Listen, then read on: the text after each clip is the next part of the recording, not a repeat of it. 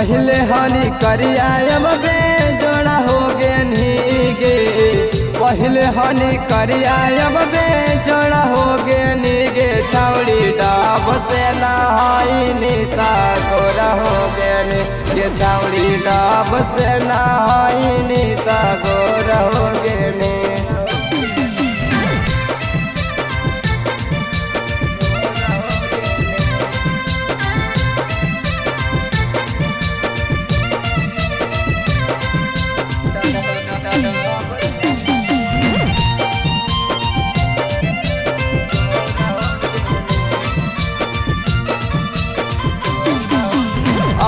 सकस मिलके कमजोर हो गे नीगे।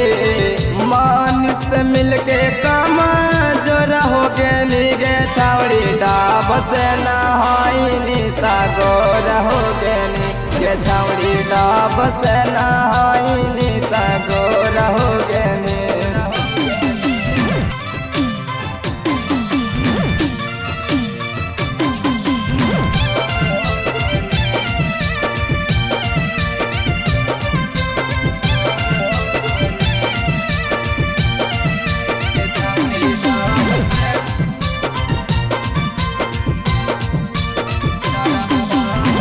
रूपवा चमकौ जैसे सोनावा के पानी गे।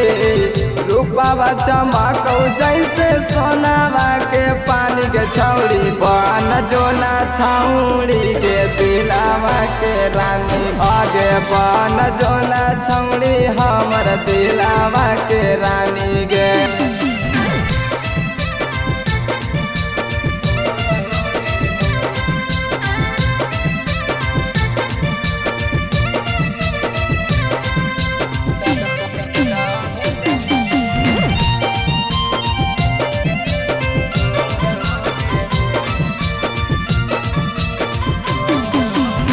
जब से जवान होनी गेनी चिकनाई गे।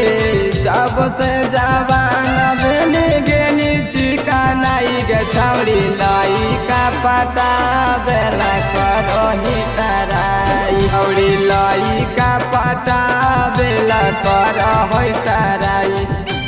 सवेरा फिल्म्स रिकॉर्डिंग स्टूडियो शाहपुर चौक देवन बिघा।